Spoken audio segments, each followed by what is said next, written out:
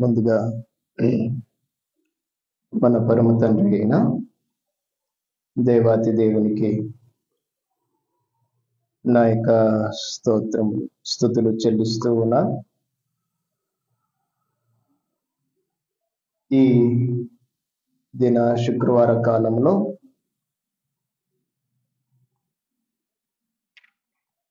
దేవుని సన్నిధిలో మనము సమయం గడపడానికి దేవుడు మనల్ని నడిపించిన ఈ విధానానికై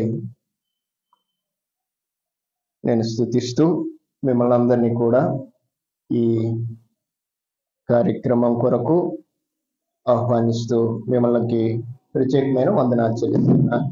మీ అందరికీ వందనాలు. చిన్న ప్రార్థన చేసుకొని దేవుని మాటలని కొద్ది నిమిషాలు వినడానికి ప్రయత్నం చేద్దాం. పరిశుద్ధుడైన తండ్రి, పరలోకమందున్న మా దేవా, మీకు స్తోత్రాలు. మీ కుమారుడైన క్రీస్తు యేసు నామములో ప్రార్థన చేస్తూ ఉన్నాం. మమ్మల్ని జ్ఞాపకం చేసుకునండి. ఈ దిన కార్యక్రమం కొరకై మమ్మల్ని సిద్ధపరిచారయ్యా, స్తోత్రాలు. మేము మీ మాటలు వినాలని ఆశపడుతూ ఉన్నాం. ఈ శుక్రవార కాలమందు నీ పిల్లలుగా మమ్మల్ని చేర్చి నీ సన్నిధిలో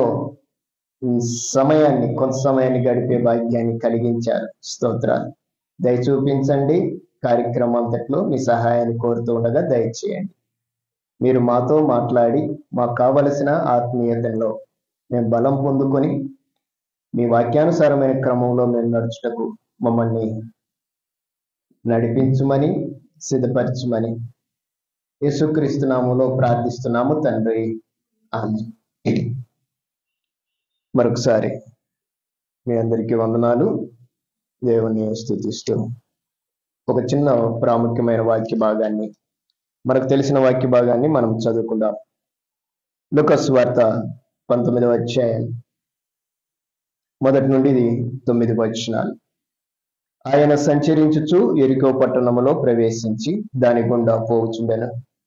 ఇదిగో సుంకపు గుత్తదారుడును ధనవంతుడునైన జక్కయ్య అను పేరు గల ఒకడు యేసు ఎవరో అని చూడగోరెను గాని పొట్టివాడైనందున జనులు గుంపులు కూడి ఉండుట వలన చూడలేకపోయాను. అప్పుడు యేసు ఆ త్రోవను రానయ్యుండెను గనుక అతడు ముందుగా పరిగెత్తి ఆయనను చూచుటకు ఒక మేడి చెట్టు ఎక్కెను. యేసు ఆ చోటికి వచ్చినప్పుడు కన్నులెత్తి చూచి, జక్కయ్య, త్వరగా దిగుము, నేడు నేను నీ ఇంట ఉండవలసి ఉన్నదని అతనితో చెప్పగా అతడు త్వరగా దిగి సంతోషముతో ఆయనను చేర్చుకొనెను. అందరూ అది చూచి ఈయన పాపి అయిన మనుషుల యొద్ద బస చేయ వెళ్ళెనని చాలా సలుగుకొనిరి. జక్కయ్య నిలవబడి, ఇదిగో ప్రభువా, నా ఆస్తిలో సగము బీదలకిచ్చుచున్నాను. నేను ఎవని వద్దనైనను అన్యాయంగా దేనినైనను తీసుకొనిన ఎడల అతనికి 4 గంతలు మరలా చెల్లింతునని ప్రభుతో చెప్పెను. అందుకు యేసు, ఇతడును అబ్రహాము కుమారుడే, ఎందుకనగా నేడు ఈ ఇంటికి రక్షణ వచ్చి ఉన్నది. ఈ భాగాన్ని మనము చాలాసార్లు ధ్యానించి ఉంటాం, చాలాసార్లు విని ఉంటాం. దాదాపుగా కనీసం నెలకు ఒకసారైనా ఏదో ఒక ప్రసార మాధ్యమాల్లో కానీ ప్రసంగాల్లో మనము ఈ సమాచారాన్ని తరచుగా వింటూ ఉంటాం. ఈరోజు ఈ యొక్క వచన భాగాల్లోని సారాంశాల్లో కొన్ని విషయాల్ని మనము పరిశీలన చేసుకుందాం. మీ మనసులలో వీటిని గురించి ధ్యానించడానికి ఆశపడుతున్నాను. ఇక్కడ ఈ 19వ అధ్యాయం 1 నుండి 9 వచనాల్లో, మొదటిగా 19, తర్వాత 1 నుండి 9, మీరు దగ్గరగా చూస్తే 19 అన్నట్లు కనపడతాయి. రాసుకుంటే అర్థమయ్యేది. యెరికో ఇక్కడ ఉండబడిన సమాచారం. యెరికో అనే పట్టణం ఉంది. అక్కడ ఒక వ్యక్తి ఉన్నాడు, జక్కయ్య. అక్కడ యేసు ప్రభువుని చూపిస్తున్నారు. అలాగనే జనసంఖ్య ఉంది. జనసంఖ్యతో పాటు అక్కడ మేడి చెట్టును కూడా మెన్షన్ చేశాడు.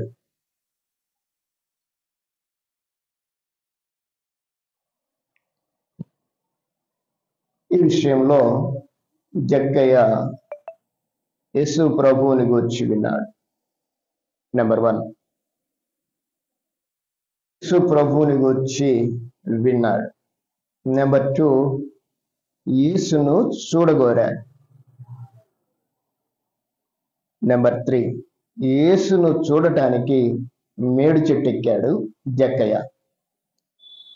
నెంబర్ 4, జక్కయ్యను యేసే చూడటం జరిగింది. నెంబర్ 5, యేసు జక్కయ్యను తన ఇంట చేర్చుకోవడం. నెంబర్ 6 వచ్చేసి యేసు కొరకు తాను చేయవలసినది యేసు కండ్ల ముందే చేయటం. చివరిగా 7వది, తన ఇంటికి యేసు క్రీస్తు ద్వారానే రక్షణ తెచ్చుకోవడం. చాలా ప్రాముఖ్యమైన విషయాలు జక్కయ్య జీవితంలో మనం చూస్తూ ఉన్నాం. ఈరోజు ఈయనను గురించి మనం చూడగలిగితే మన ఆత్మీయ జీవితంలో జక్కయ్య మన ముందు నిలబడి, నేను ఒకప్పుడు ఈ జనులు అన్నట్లుగా పాపిని అని చెప్తున్నాడు. కానీ పాపి అయినప్పటికీ ఆయనను గురించి బైబిల్లో చెప్పబడిన మాట ఏంటంటే ధనవంతుడు అని చెప్పబడింది. ధనం ఉంది కానీ దేవునికి దూరంగా ఉన్న వ్యక్తి. ధనం ఉంది, అలాగనే తను ఒక స్థితిని కలిగి ఉన్నాడు.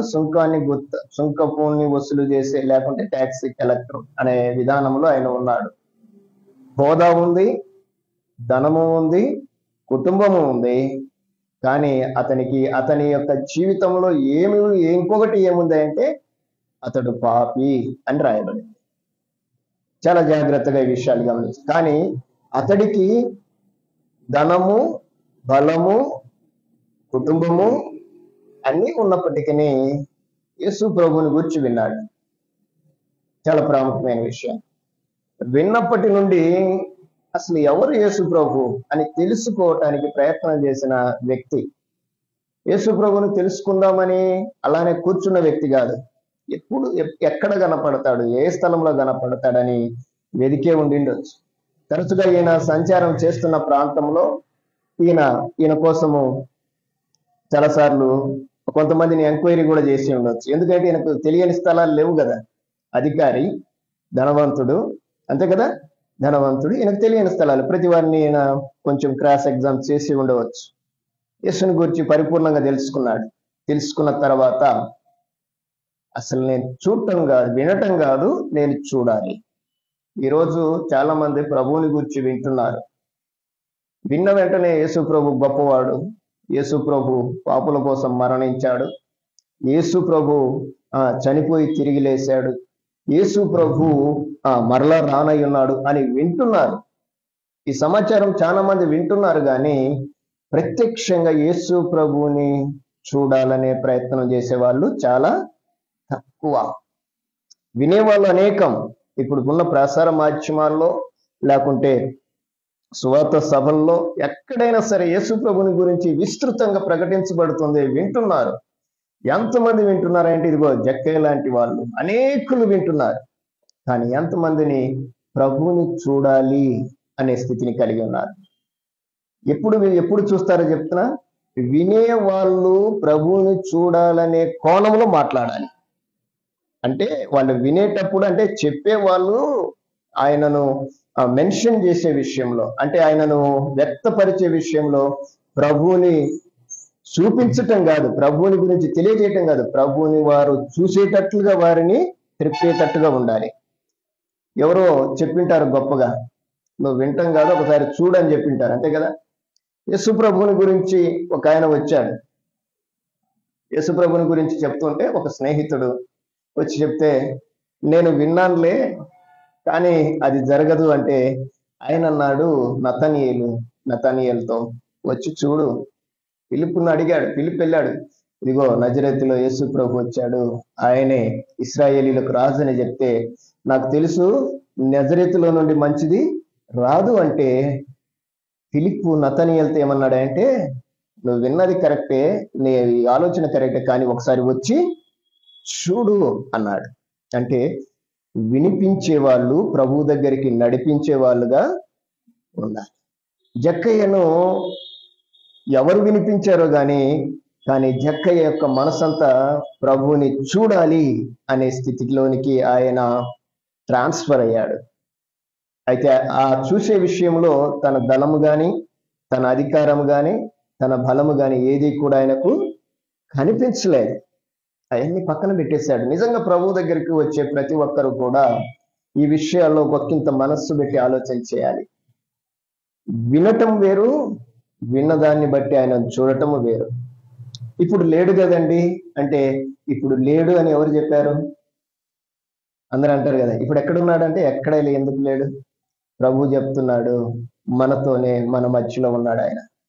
ఇది మనం గుర్తెరగాలి. ప్రభు సన్నిధి ఎక్కడ ఉంటుందో, ఎక్కడ ఇద్దరు ముగ్గురు కూడి ఉంటారో వారి మధ్యలో చివరి ఉంటాడా, ముందుంటాడా? మధ్యలో ఉంటాడు. జాగ్రత్తగా ఈ విషయాన్ని మనం మనసులో పెట్టుకోవాలి. ఇప్పుడు మనం ఉన్నామంటే మన మధ్యలో ఎవరున్నారు? ఆయన ఉన్నాడు. ఆయన వింటున్నాడు. నేనేంటో, నువ్వేంటో, నీ మనసు ఏంటో, నా మనసు ఏంటో, నా ఆలోచన ఏంటో, మన ఆలోచన ఏంటో ఆయన స్కాన్ చేస్తున్నాడు. నేను పైన మాటలు చెప్తున్నానా, ధ్యానించి చెప్తున్నానా, లేక మీరు కూర్చున్న మీరు ఏదో చెప్తున్నాడని వింటున్నారా, లేకుంటే ఆధ్యాత్మికంగా వింటున్నారా అని మన పక్కనే కూర్చొని ఆయన ఏం చేస్తున్నాడు అంటే స్కాన్ చేస్తుంటాడు. ఇప్పుడు ఆయనను మనం చూడాలి. ఎప్పుడు చూస్తామంటే మన మనోనేత్రం వెలిగించబడితే చూస్తాం. యేసు ప్రభుని ఆయనగా చూడటానికి వచ్చాడు. ఎలా చూడాలనుకుంటే ఆయన ఎవరో అని అనుకున్నాడు. కానీ జరిగిన సంభవాల్లో మనము జక్కయ్యను గురించి ఆలోచన చేయగా, ఏ వ్యక్తి అయితే ప్రభువుని చూడాలనుకొని ఒక అడుగు వేస్తాడో, బాగా వినండి, ఒక అడుగు వేస్తాడో 10 అడుగులు ఆయనే వాళ్ళని ముందుకు నడిపిస్తాడు. ఇక్కడ ఉండబడిన ఒక చిన్న క్లారిఫికేషన్ ఏంటంటే, ఎవరిని చూడాలనుకున్నారు? జక్కయ్య యేసు ప్రభుని చూడాలనుకున్నాడు. జక్కయ్య యేసు ప్రభుని చూడటానికి ఎంత ప్రయత్నం చేశాడంటే తన సాయి శక్తుల ప్రయత్నం చేశాడు, కానీ చూడలేని పరిస్థితి. ఈయన మనుషుల నుండి జ్వరబడిపోయి చూసేవాడేమో, కానీ ఈయనకున్న తెలివి, ఈయనకున్న విధానాన్ని బట్టి చెట్టెక్కాడు. చెట్టెక్కితే యేసు ప్రభు యొక్క ఆకారం కనపడుతుంది కానీ ముఖము కనిపించదు. ఎవరికైనా పైనుంచి చూస్తే ఎవరు కనపడతాడు? ఆకారం కనపడుతుంది, ముఖం కనిపించదు. కానీ ఈయన యొక్క ఆసక్తిని, ఈయన కలిగి ఉన్న ఆ తాపత్రయాన్ని, జక్కయ్యలో ఉండబడిన ఆ స్థితిని, ఆయన చుట్టూ జనసమూహం ఉన్నప్పటికీ కూడా ఎక్కడైతే ఆయన చెట్టు ఎక్కాడో ఆ చెట్టు కిందకు సరాసరిగా వచ్చి యేసు ప్రభు నిలబడటం జరిగింది. యేసు ప్రభు ఎప్పుడైతే నిలబడ్డాడో జనులందరూ కూడా ఆటోమేటిక్ ఏమైపోయారు? అందరూ నిలబడిపోయారు. ఎవరిని పేరు పెట్టి పిలిచాడో తెలియదు, కానీ అక్కడికి వచ్చి కన్నులెత్తి జక్కయ్యను చూశాడు. జక్కయ్యను చూసిన వెంటనే ఆయన పిలుస్తున్నాడు. ఎవరు పిలుస్తున్నారు ఇక్కడ జక్కయ్యని? యేసు ప్రభువే పిలుస్తున్నాడు. అక్కడున్న ఆయనను వెంబడించిన వారిని పేరు పెట్టి పిలిచాడో లేదో తెలియదు, కానీ ఎవరైతే ఆయనను చూడాలనుకుంటారో వారిని ఎవరు పిలుస్తారు చెప్పండి? యేసు ప్రభువే పిలుస్తాడు. ఆయనను పిలిచాడు. పిలిచిన వెంటనే జక్కయ్య యొక్క ఆనందం, పిలిచిన వెంటనే ఆయన చేసిన ఆ సమాచారం ఎంత గొప్పదే అంటే, ఆయనను పిలిచి జక్కయ్య నువ్వు త్వరగా దిగు అంటే, ఏ దిగమన్నాడు? ఏదైతే ఎక్కువ ఉన్నాడో, ఏ స్థితిలో ఎక్కించుకున్నాడో, ఏ స్థితిలో తనను తాను గొప్పగా చూపించుకుంటున్నాడో, అంతే కదా. అతనికి అధికారం ఉంది. ఇక్కడ ఏమేమి ఉంది అనుకున్నాము? తనకు ఉన్న పలుకుబడి, అధికారము, ధనము, ఇవన్నింటినీ కూడా ఆయన చూసి ఏమన్నాడంటే దిగు అన్నాడు. అంటే దిగమంటే ఆయన వాటన్నింటినీ కూడా దించేసుకున్నాడు. సర్వసాధారణంగా దీన్ని వాళ్ళు చాలా రకాలుగా చెప్తారు, కానీ చెట్టు ఎక్కాడు, దిగాడు. తనను తాను తగ్గించుకునే స్థితిలో దేవుడు జక్కయ్యను చూశాడు. జక్కయ్య కూడా అలాగనే యేసు ప్రభువుకి రెస్పాండ్ అయ్యాడు. త్వరగా దిగేశాడు. ఎంత త్వరగా అంటే యేసు ప్రభు చూసిన వెంటనే అతనిలో ఉన్న డబ్బు అతనికి కనిపించలేదు, అధికారం కనిపించలేదు, తనకున్న హోదా ఏదీ కనిపించలేదు. దిగి కిందికి వచ్చేసాడు. ఎంత త్వరగా! అక్కడ రాయబడిన మాట అంటే అతడు త్వరగా దిగి ఆయనను చేర్చుకున్నాడు. ఆయనను చేర్చుకున్న విధానంలో మనము ఒకసారి ఆలోచన చేస్తే, చేర్చుకున్న వెంటనే జనులందరూ సనగటం మొదలుపెట్టారు. ఈరోజు మనం ఎవరిమైనా కొత్తగా దైవికంగా బయలుదేరితే మొదటిగా వచ్చేటి ఏంటో చెప్పండి. ప్రభువు దగ్గరికి మనం వెళ్తూ ఉంటే, ప్రభు సన్నిధిలో గడపటానికి వెళ్తూ ఉంటే, ప్రభుతో మనం సమయం గడపడానికి వస్తే మొదటగా వచ్చేటి ఏంటంటే సనుగులే. అవునా కాదా?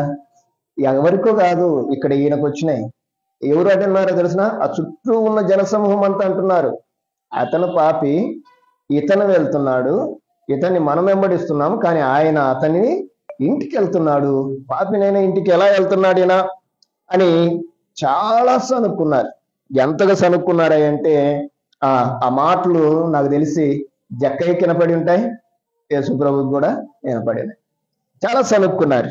నిజమే, ఈరోజు ఆత్మీయ జీవితంలో ఈ పాట మనకేం చేస్తుంది అంటే, ఎవరైతే ప్రభువుని చేర్చుకుంటారో, ఎవరైతే ప్రభువుని తన స్వరక్షకుడిగా ఆహ్వానించాలని ఆశపడతారో, ఎవరైతే తమ యొక్క ఆధ్యాత్మిక జీవితంలో వృద్ధి పొందుకోవాలని కంకణం కట్టుకొని తన భక్తిని, తన యొక్క విశ్వాసాన్ని ఒకంతగా పెంచుకోవాలని చూస్తారో, వెంటనే మొదలయ్యేటి ఏంటో తెలుసా? ఏంటి అమ్మా? ఏం మొదలైతాయి? సనుగుళ్ళు, గొనుగుళ్ళు. అవునా కాదా? ఇవి ఎక్కడి నుంచి ప్రారంభమవుతాయి తెలుసా? అప్పుడేమో ఆయన చుట్టూ వాళ్ళ దగ్గర నుంచే ప్రారంభమవుతాయి. కానీ ఇప్పుడు మన కుటుంబాల్లోనే ఇవి ప్రారంభమవుతాయి.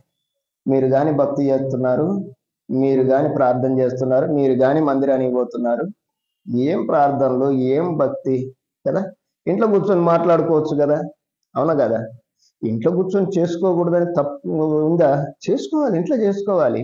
ఇంట్లో చేసుకోవాల్సిందే. సమయం దొరికితే మందిరానికి వెళ్ళాలి. మందిర అనుభవము ఒక కుటుంబాన్ని ఒక ఉన్నతమైన ఆత్మీయతకు నడిపిస్తుంది. ఇది మర్చిపోకూడదు. మందిరానికి వెళ్ళాలి అంటే భర్తలే పని కట్టుకొని పంపించాలి. మీకు ఒక స్త్రీ గురించి చెప్తాను, వినండి. చాలా చక్కటి మాట. షూనేమీయురాలు గురించి మీరు రాజుల గ్రంథంలో వింటారు. షూనేమీయురాలు, ఘనురాలు అని రాయబడింది. ఆమె పేరు రాయలే, ఘనురాలు అని రాయబడింది. రాజులు మొదటి గ్రంథంలో అనుకుంటాను, క్షమించండి, రాజులు 2వ గ్రంథంలో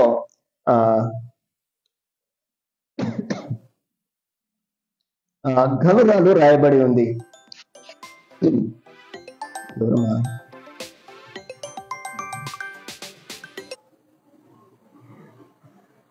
ఘనురాలు గురించి రాయబడింది. నేను ముగించేస్తున్నాను. ఒకనొక రోజు మీరు ఆ వాటను ఒకసారి చదవండి. ఈ వాటాన్ని తర్వాత వారంలో నేను చెప్తాను. 2వ అధ్యాయం 4వ అధ్యాయం 8వ వచనం. రాజులు 2వ గ్రంథం 4వ అధ్యాయం 8వ వచనం. ప్రోత్సహించే భర్తలు ఎలా ఉంటారో నేను చూపిస్తాను ఒకసారి. ఆ దినమందు ఎలీషా షూనేము పట్టణమునకు పోగా, అచ్చట ఘనురాలైన ఒక స్త్రీ భోజనమునకు రమ్మని అతని బలవంతము చేసిన గనుక అతడు ఆ మార్గమున వచ్చినప్పుడెల్లా ఆమె ఇంట భోజనము చేయిచు వచ్చాడు. ఈ విషయాన్ని దేవుని చిత్తం అయితే నెక్స్ట్ వీక్ లో నేను చెప్తాను. మీకు దీన్ని ఇంటిగా ఇస్తున్నాను.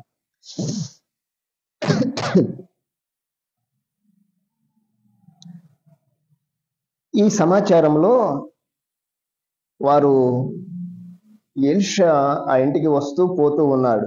వచ్చినప్పుడల్లా భోజనం చేస్తూ ఉన్నాడు. భోజనం చేస్తూ వస్తూ ఉంటే ఆమె భర్త 9వ వచనం చదవండి. కాగా ఆమె తన పెనిమిటిని చూచి, మన యొద్దకు వచ్చి పోవచ్చున్న వాడు భక్తి గల దైవజనుడని నేను ఎరుగుదును. రైట్. అంటే అతని గురించి వారిద్దరూ ఒక అండర్స్టాండింగ్కి వచ్చారు. ఆ భక్తుని గురించి, లేకుంటే ఎలీషా గురించి ఒక అండర్స్టాండ్. అతడు వస్తూ పోతున్నాడు, అతని యొక్క భక్తి భావాలు చాలా బాగా ఉన్నాయి, మంచిది అనుకున్నారు.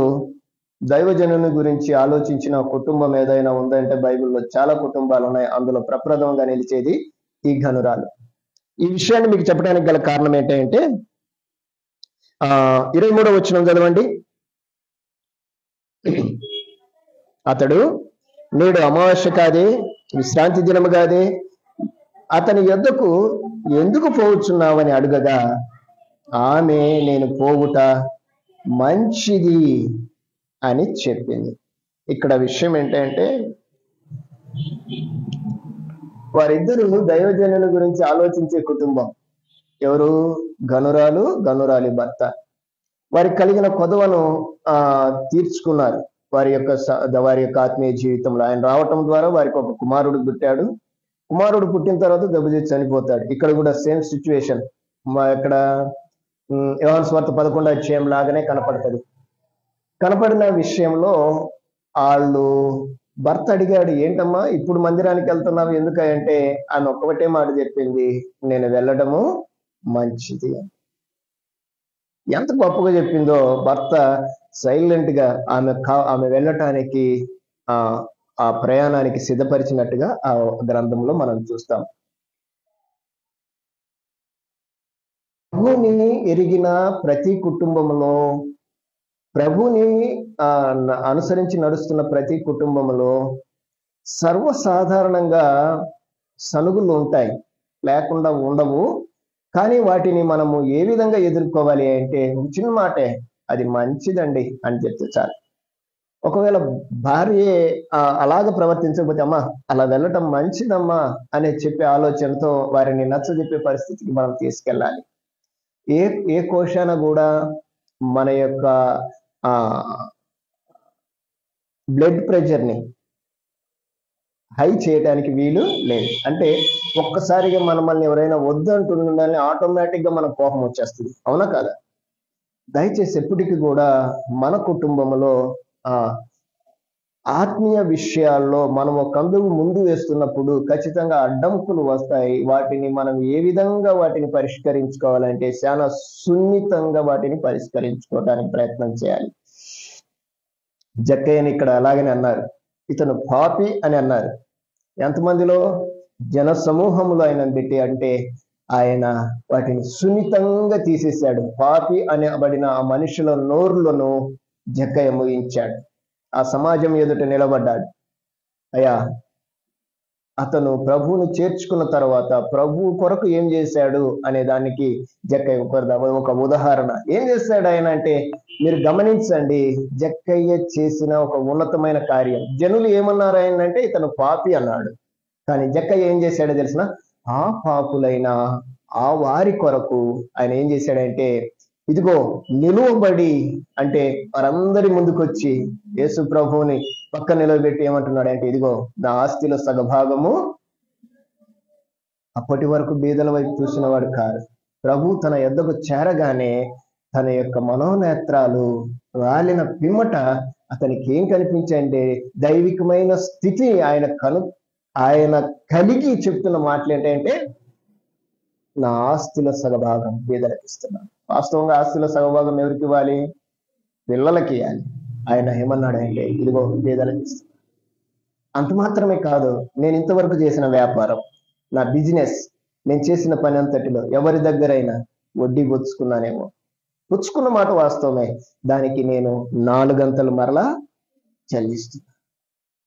ఒక వ్యక్తి ప్రభు దగ్గరికి వస్తే, ఒక వ్యక్తి ప్రభువును దర్శిస్తే, ఒక వ్యక్తి ప్రభువుతో ఉంటే కలిగే స్థితిని, అంటే ప్రభు కొరకు ఆలోచించే పరిస్థితిని జక్కయ్య మనకు చూపిస్తున్నాడు. 4 గంటలు ఇవ్వటం ఏంటి? ఆశ్చర్యపోయారు జనులు. అంటే ఇతనిలో మార్పు వచ్చేసింది. ఎంత మార్పు అంటే ఒక్కసారిగా పాపి అనబడిన వాళ్ళందరూ కూడా తమ తలలు వంచుకునేటట్లుగా ఆయన తన యొక్క స్థితిని యేసు ప్రభు ముందు గడ్డిచ్చేశాడు. ఈరోజు మన ముందు ప్రభు నిలబడి అడుగుతున్నాడు, నువ్వు నా కోసం ఏం చేస్తున్నావు? నా కోసం ఏదైనా చేయగలవా అంటే జక్కయ్య అడుగుతున్నాడు, నేను చేశానని చెప్తాడు. జక్కయ్య చేశాడా లేదా? చేశాడు కాబట్టి రాశాడు. ఈ రోజు మనం కూడా ప్రభు దగ్గర నిలవబడి, ఒకవేళ ఆయన మన గురించి ఏదైనా ఆలోచన చేస్తున్నాడేమో, నువ్వేమైనా చేస్తున్నావా లేదా అని. ప్రభువుకు తెలుసు మనం చేసేది. తెలియదంటారా? తెలుసు. ప్రభువా నేను చేసేది నీకు తెలుసు. నిజమే, ఆయనకు తెలియంది ఏంటి? ఆయన కోసం ఏం చేస్తున్నాం? ప్రభు కోసం ఏం చేస్తున్నాం? ప్రభు పని కోసం ఏం చేస్తున్నాం? ఆయనను మనం చేర్చుకున్న మాట వాస్తవమే. స్వరక్షకుడిగా, రక్షకుడిగా, మన యొక్క ప్రాణానికి లేకుంటే మన యొక్క జీవానికి అధికారిగా ఆయనను చేర్చుకున్న తర్వాత ఆయన కొరకు నేనేం చేస్తున్నానయ్యా అంటే ఏదో ఒకటి చెయ్యాలి. చేసిన వెంటనే ఆయన అన్న మాట ఏంటంటే మీరు ఇంతవరకు ఇతన్ని పాపిగా చూశారు, మీలో ఒకనిగా చూడలేదు, ఇతను కూడా ఇశ్రాయేలీయుడే అని చెప్పాడు. అంటే మీరన్నట్లుగా ఇతన్ని మీరు వేరు చేశారు, కానీ అతడు ఇశ్రాయేలీయుడు అని చెబుతూ వారందరికీ చెప్పని మాట ఈయనతో మాట్లాడాడు. ఏమని అంటే, నేడు ఈ ఇంటికి రక్షణ. ఒక ప్రభువే ఒక రక్షణ కంచె వేస్తే ఆ ఇండ్లు ఎంత శోభాతిమానంగా ఉంటుంది. మీకు వాస్తవానికి ఒక విషయాన్ని చెప్పాలి. ఎరికో అంటే అర్థం ఏంటో తెలిసిన? ఒక అర్థం ఏంటంటే అది వినాశనై అని అర్థం. ఆ పట్టణానికి ఉండబడిన పేరు అలాంటిది ఒకప్పుడు. కానీ యేసు ప్రభు కాలానికి వచ్చేసరికి ఎరుకో అనగానే గుర్తొచ్చేది ఏంటంటే ఈత చెట్ల పట్టణము అని అర్థం. అంటే ఖర్జూరపు పండ్లు అధికంగా కాసే గ్రామము, పట్టణం ఏదైనా ఉందంటే అది ఎరుకోనే. అంటే వినాశనములో నుండి ఒక ఆత్మీయ స్థితిని, అనగా ఒక ఫలభరితమైన స్థితికి ఎరుకో రావటం జరిగింది. అంటే పాడైపోయిన పట్టణాలలో నుండి ఫలించే పట్టణముగా అది పేరు రూపొందుకుంది. అలాంటి పట్టణంలో ఉండబడిన వ్యక్తిని కూడా ప్రభు ఏం చేశాడంటే, అలాంటి పట్టణంలో ఉండబడిన ఒక పాపి అయిన మనిషిని ప్రభు ఏం చేశాడంటే అతని పరిశుద్ధపరిచాడు. అతనికి రక్షణను ప్రజలందరూ చూస్తుండగా ఇచ్చాడు. ఈరోజు దేవుడు మనల్ని అడుగుతున్నాడు. ప్రభువును ఒకవేళ జక్కయ్యను మనతో తీసుకొని వచ్చి, బ్రదర్ ఈయన జక్కయ్య అంటే మనం ఏం చేస్తామో తెలుసా? ఎస్ బ్రదర్స్, మనం ముందు షేక్ హ్యాండ్ చేసుకుంటాం కదా, glad to meet you brother అంటాం. అలా అనే ధైర్యం మనకుందా? అలా అనే ధైర్యం ఎప్పుడు వస్తుందో తెలుసా? మనము ఆ స్థితిలో ఉంటే అనగలుగుతాం. మనతో సరైన మనతో సమానం ఉంటేనే కదా మనం ఆ మనిషిని కలవగలం. ఈరోజు ప్రభు అది అడుగుతున్నారు. మన స్థితి ఎలా ఉంది? మన పరిస్థితి ఎలా ఉంది?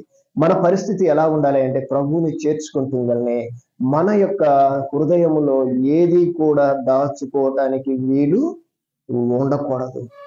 మన హృదయాన్ని పూర్తిగా దైవిక తత్వానికి అనుకూలం లేనిది ఏదైనా ఉంటే వెంటనే దాన్ని చీపురు పెట్టి ఊడ్చేసేయాలి.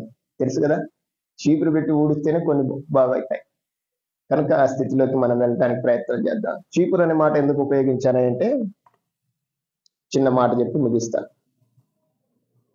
ఒక ఆమె డబ్బులు దాచిపెట్టుకుంది. మీకు తెలిసిన మాటలే, నేను బయటికి చెప్పను. డబ్బులు దాచిపెడుతుంది.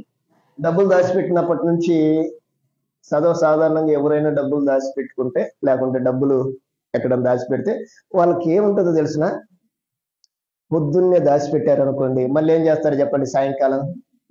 సాయంకాలం వెళ్ళి చూస్తుంటారు.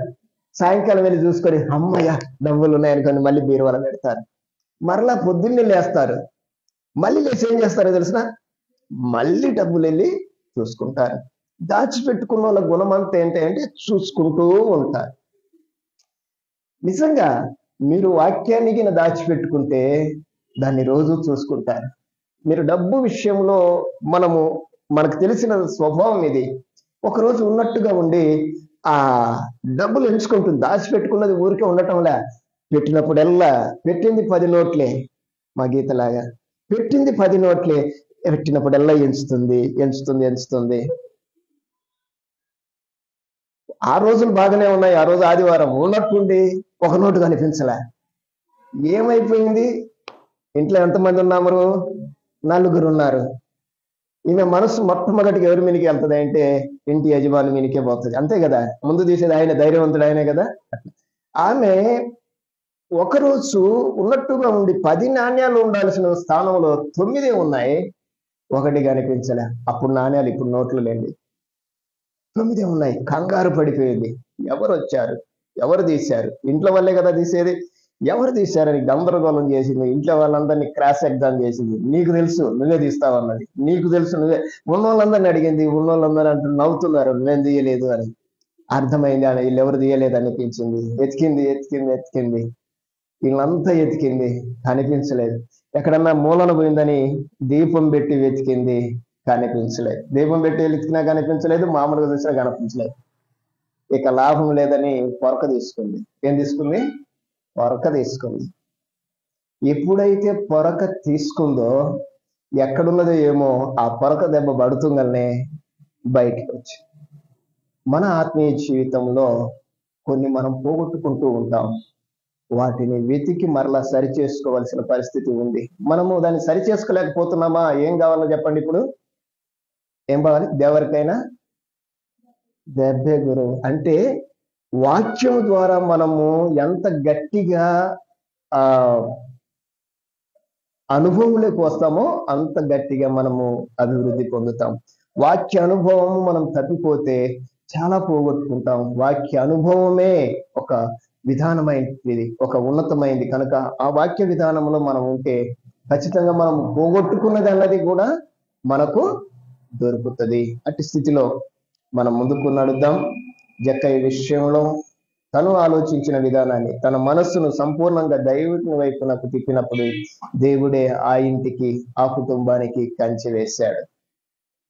గత వారంలో యేసు ప్రభువుని చేర్చుకున్న కుటుంబం ఈరోజు యేసే ఆ కుటుంబానికి చేరిన కుటుంబం. ఈ రెండు విషయాల్ని మీరు మనసులో పెట్టుకోనండి. దైవ చిత్తానుసారంగా మన విధానంలో ముందుకు నడుద్దాం. ప్రార్థనలో అందరం ఏకీభవిద్దాం. రౌండ్ కూర్చొని ప్రార్థన చేసుకొని ముందుకు నడుద్దాం.